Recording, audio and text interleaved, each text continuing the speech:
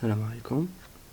Alors aujourd'hui, je vais entamer la partie concernant l'installation de SharePoint Server 2013 et afin de déployer une batterie de serveurs SharePoint 2013. D'accord?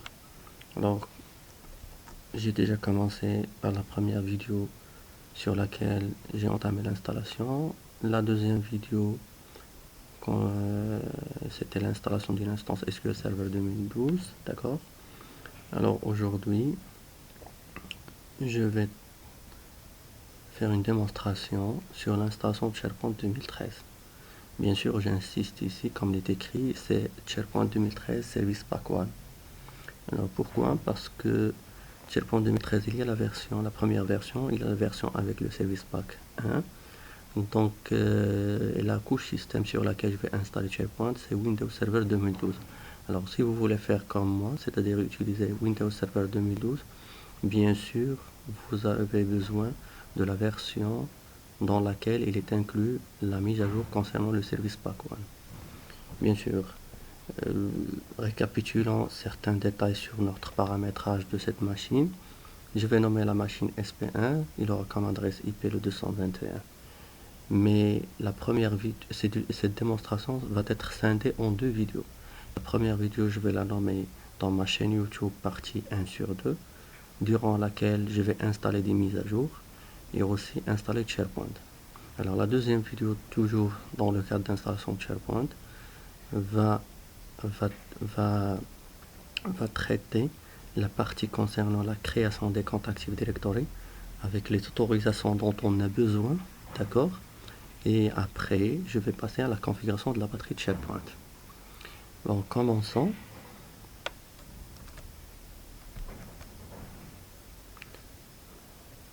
Ma plateforme est déjà démarrée, donc il y a la D.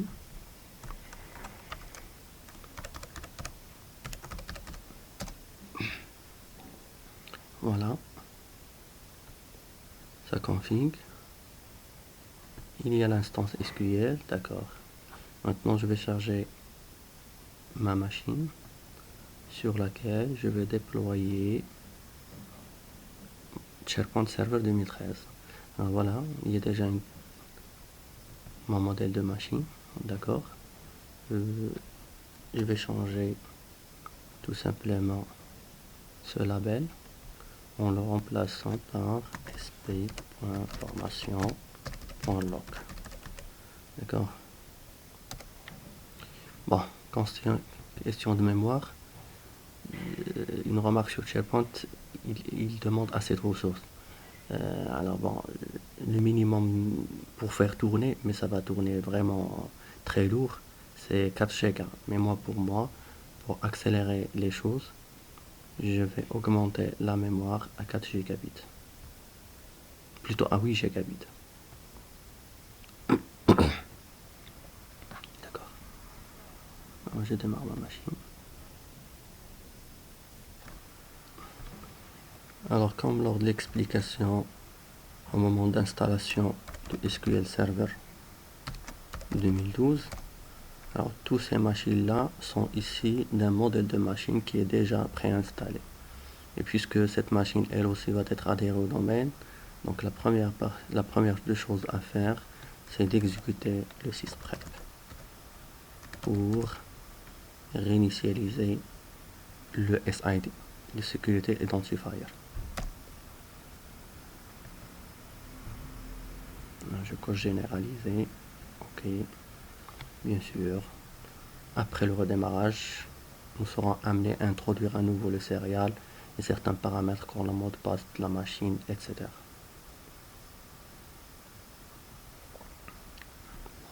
Alors ma machine a redémarré, d'accord. J'accepte les termes de contrat. Bien sûr, je vais spécifier un mot de passe pour le compte d'administrateur local.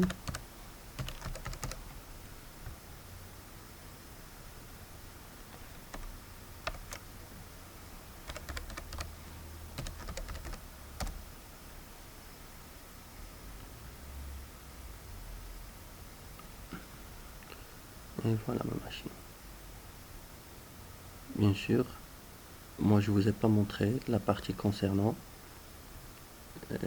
l'ajout d'un serial pour cette machine. D'accord. Alors, la première étape, c'est pas obligatoire, mais je vais traiter cette étape pour ne pas l'oublier, c'est que je vais adhérer cette machine dès le départ au domaine. D'accord. Alors pour ce faire, première des choses, je vais configurer mon adresse IP.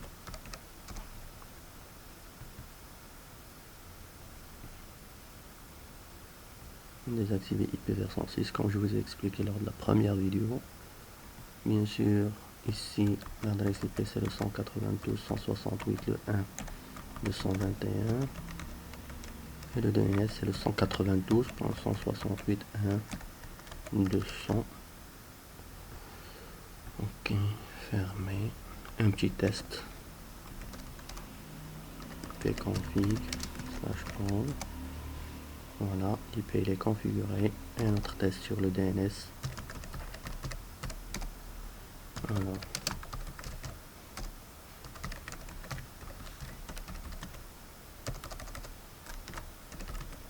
voilà, notre DNS répond. Maintenant, bon, je vais le faire quand même. Je vais vérifier juste pour confirmer que je travaille avec un pare-feu désactivé. Parce que c'est une config, j'ai déjà expliqué tout ça. Voilà, il est désactivé.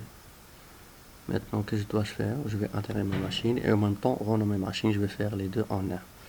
Alors pour ce faire,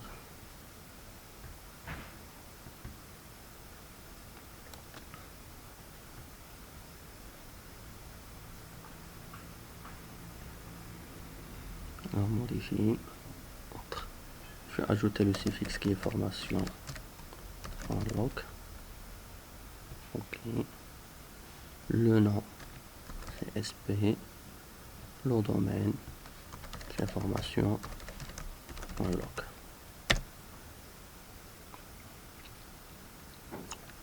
Administrateur.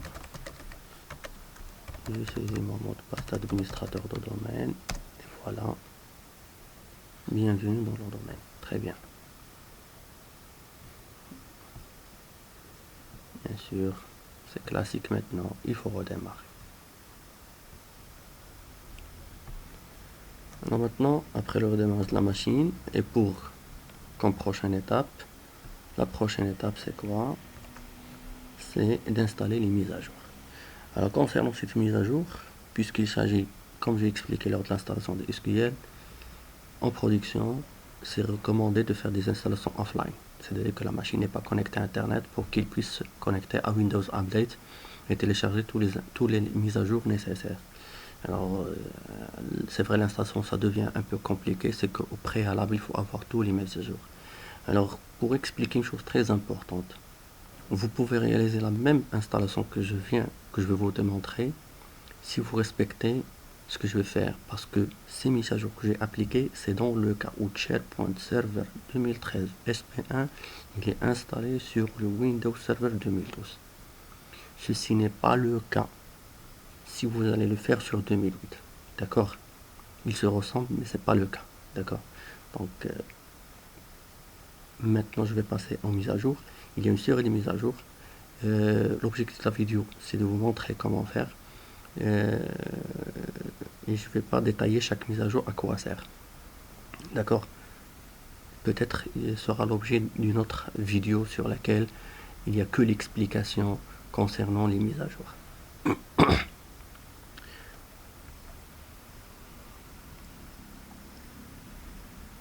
Bon, pour faire cela, je peux me connecter à administrateur local pour faire ces installations de mise à jour, ou bien je peux utiliser le compte administrateur de domaine parce que lui aussi, il est intégré dans le groupe administrateur local. Bon, c'est pas la peine maintenant de se connecter avec l'administrateur de domaine parce qu'il y aura dans la deuxième partie, je vais expliquer quels sont les comptes et quelles autorisations que je dois donner au compte pour travailler avec SharePoint. Maintenant, il suffit de se connecter avec l'administrateur local pour exécuter ce qu'on voulait faire. J'ai dit local parce que c'est SP, c'est le nom de la machine. Bien sûr. Alors, les mises à jour.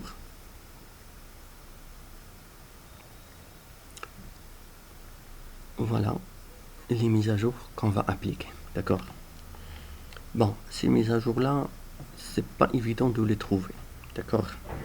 Mais moi aussi, grâce au partage, et c'est l'objectif de ces vidéos que je suis en train de vous préparer de publier, j'ai trouvé ces mises à jour là, et après plusieurs installations, j'ai pu avoir exactement quelles sont les mises à jour et comment les appliquer pour avoir une installation correcte, chose que j'ai déjà fait énormément de fois. Alors pour ceux qui n'arrivent pas à avoir ces mises à jour là, peuvent me contacter sur mon email que je vais vous écrire tout de suite, et je vais vous donner le lien pour télécharger directement ce package avec tous les mises à jour nécessaires, plus un script, d'accord, qui est très important pour vous faciliter la tâche. Alors mon email est le suivant.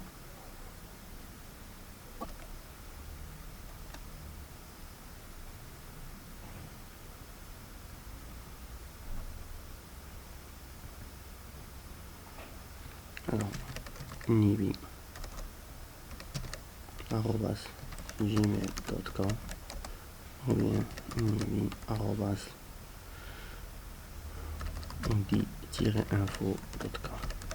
D'accord.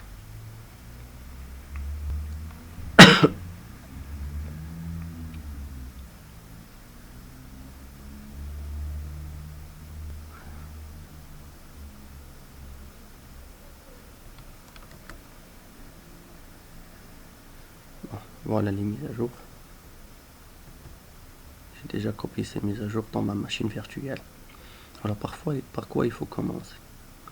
Alors dans ce fichier texte, je vais exécuter deux commandes qui permettent d'ajouter des fonctionnalités Windows Server 2012.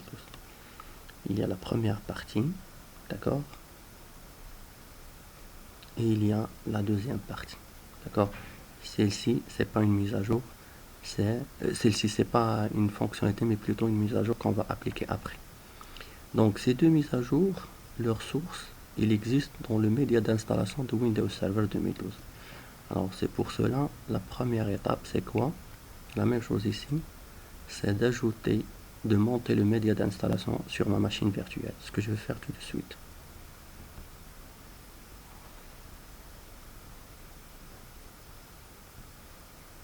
Voilà, Windows Server 2012. Connected. Ok, d'accord. Je vérifie. Voilà, il est monté ici.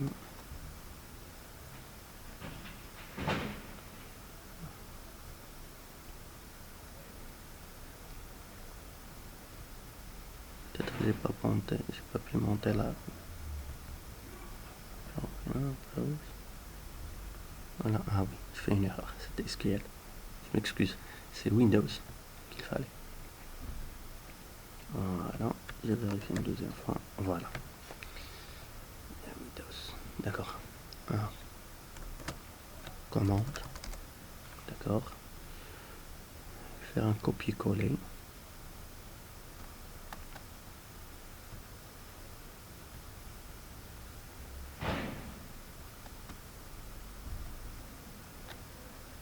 Entrer.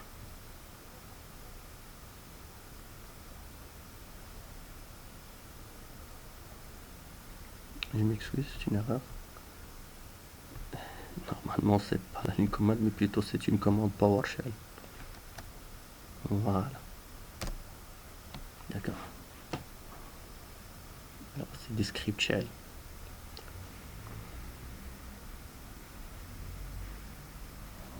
Voilà. C'est juste un avertissement concernant les mises à jour parce que moi j'ai désactivé les mises à jour. D'accord. Alors, true, restart ne nécessite pas un redémarrage avec un succès. D'accord. Alors je passe à la deuxième mise à jour avec l'installation de ces fonctionnalités. Parce que c'est pas évident de le faire avec l'interface graphique, donc c'est mieux de faire cette commande qui est recommandée par l'éditeur qui est Microsoft. Ça va vous faciliter la tâche énormément. D'accord. Tape entrée. Et voilà. Vérifions l'installation de de ces fonctionnalités. Voilà, c'est bien terminé, succès.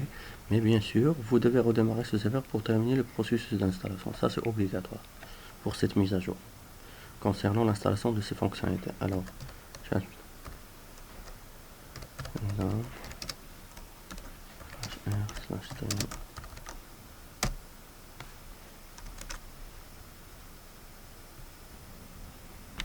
ma machine a redémarré maintenant.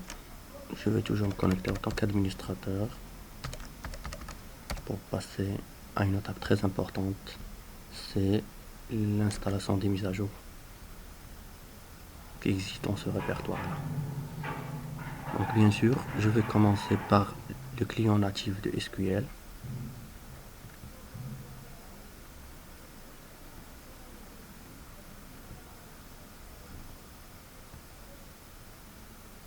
Alors je vais installer ça sur le disque local, d'accord.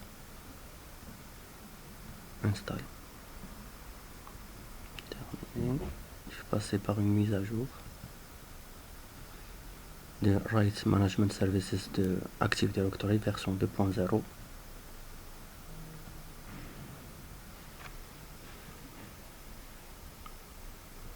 I don't want to use Microsoft Update, j'ai pas besoin de faire de mise à jour.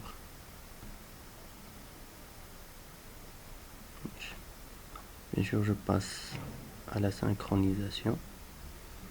Microsoft Synchronisation Framework pour la version 1.0 Service Pack.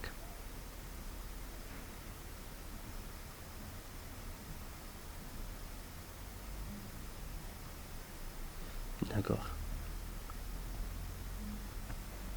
La même chose pour Write. Non, je m'excuse, c'est déjà fait. Yes. Alors il me reste juste l'identité. Microsoft Identité.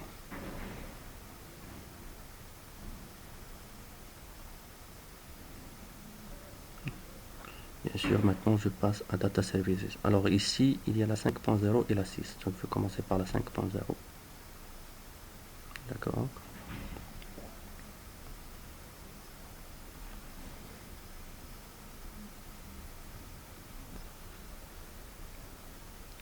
Terminé, je passe à l'autre version. Voilà, c'est le 5.6. J'accepte les termes de contrat et j'installe.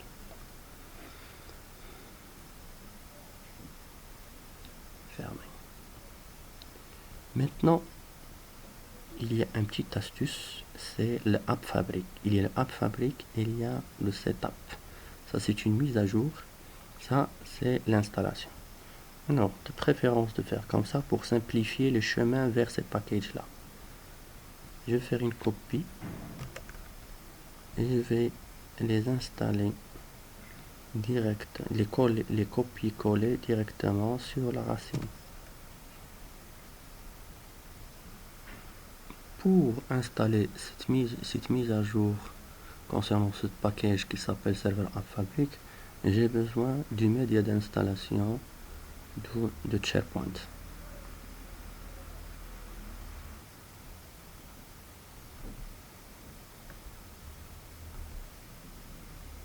Bon, je vais monter le média d'installation de SharePoint 2013 avec Service Pack 1. Ok. D'accord. Bon.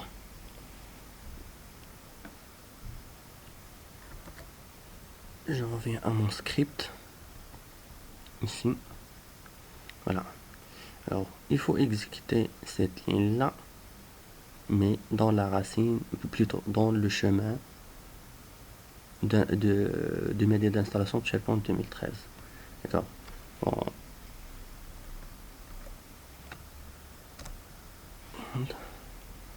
Juste pour montrer ça rapidement. Comme ça. Et alors, voilà. Alors, des deux points. Et voilà. Bien sûr, alors, je peux vous montrer ça avant de l'écrire, pour s'assurer de la chose. Alors, si vous ouvrez le DVD d'installation, en bas, vous avez ce fichier exe qui s'appelle Prerequest Installer. Je peux faire comme ça.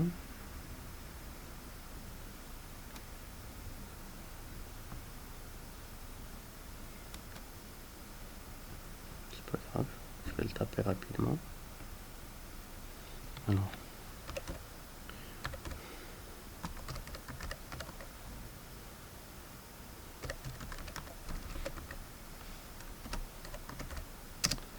slash app fabric, deux points, c'est deux points. C'est pour cela que je vous ai dit copier les deux fichiers dans la racine. Comme ça devient très facile de faire les choses. Alors ici, tout simplement, il n'y a pas de PRE, donc il faut l'écrire directement comme ça. Windows Server App Fabric Setup réduite x64.x. J'espère que je n'ai pas fait une erreur. Voilà. Ça, c'est un assistant qui va vérifier toutes les mises à jour et est-ce qu'ils sont appliqués. Et il va ajouter cette mise à jour. Ceci va nécessiter un peu de temps. Donc je suis obligé d'arrêter ma vidéo. Voilà, c'est terminé. Mais le système doit être redémarré. Alors, je vais vous montrer tout ce qui existe. Alors, le tout est signalé comme installé correctement. Par cette mise à jour, ignorez cette erreur parce qu'il manque une mise à jour qu'on va faire après. C'est le update ou app fabric. Alors, terminé. Et voilà un redémarrage. Je me connecte à ma machine. Et bien sûr, la dernière étape. Je reviens et j'exécute cette mise à jour de ce package là. Voilà, welcome.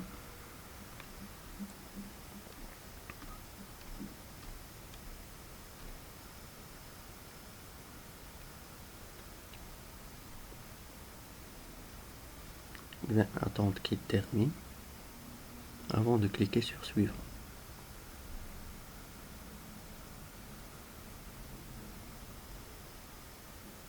Malgré ça l'erreur, je vais, parce que c'était juste faire terminer, et plutôt je vais cliquer sur suivant. Voilà, parce que je dois le faire manuellement. Parce que j'explique un peu, c'est qu'après le redémarrage de la machine, il a essayé de terminer les mises à jour qu'il vient d'appliquer. Je lui ai donné le temps pour exécuter. Bien sûr, à la fin, il va signaler la même erreur, comme quoi il manque ce package-là. Bien sûr, parce qu'il ne peut pas le faire d'une manière automatique, je dois le faire d'une manière, de façon manuelle. Ce que je veux faire maintenant tout de suite.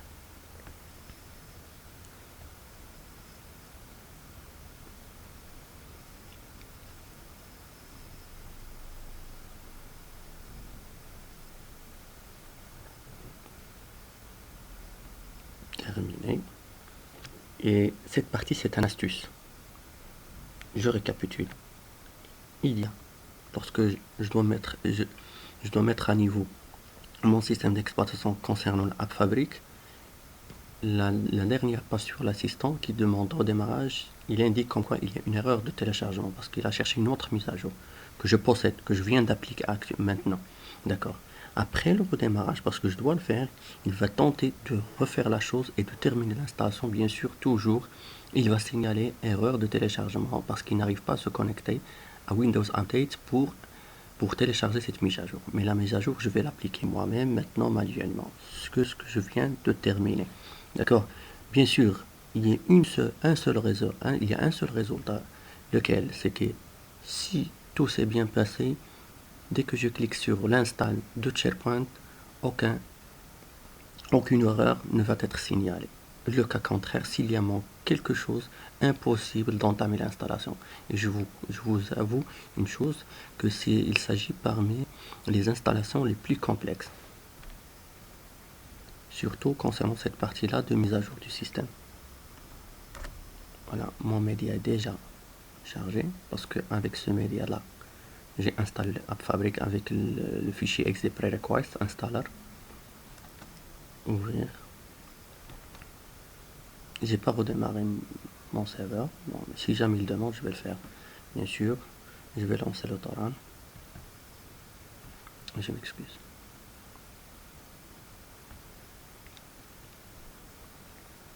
Alors, setup.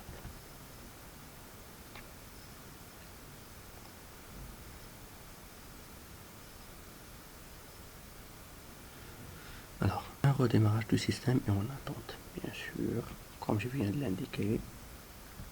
Juste pour vous montrer ça, je vais le faire.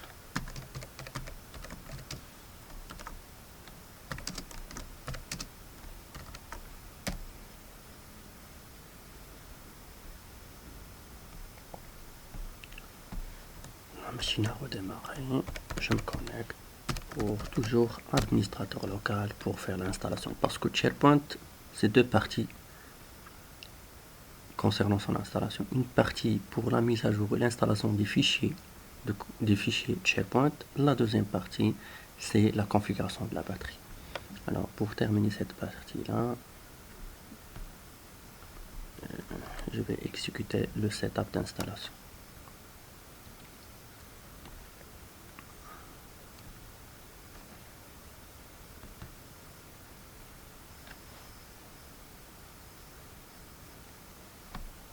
Tout s'est bien passé. Dès que vous aurez l'assistant d'installation qui vous demande de saisir une clé, bravo, vous avez dépassé l'étape importante et qui peut bloquer les installations de SharePoint, c'est de mettre à jour le système d'exploitation. Dans notre cas, je parle de Windows Server 2012, c'est pas 2008. Je vais saisir la clé.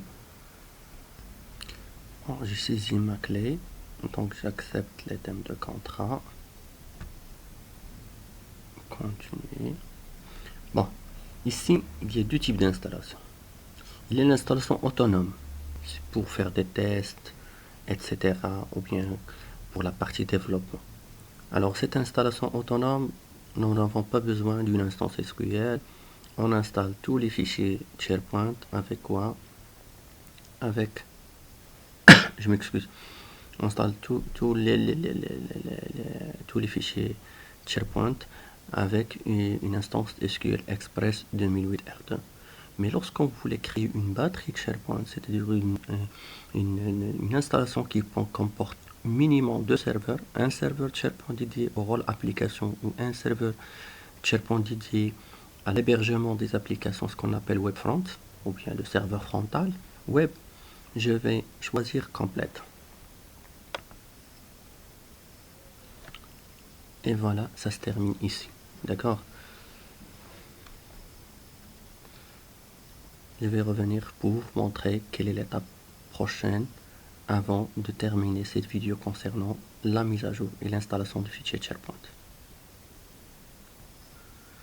Voilà, l'installation des fichiers SharePoint c'est terminé. Et maintenant, il nous invite à exécuter l'assistant configuration des produits SharePoint. Alors cet assistant qui permet normalement de configurer une batterie de serveur. Maintenant, je vais vous dire au revoir. J'espère que vous avez pu suivre cette première partie. Et bien sûr, je vais décocher cette option pour la relancer dans la partie 2 concernant la configuration de la batterie SharePoint, durant laquelle je vais créer les comptes et je vais configurer la batterie. Merci, à bientôt, Inch'Allah.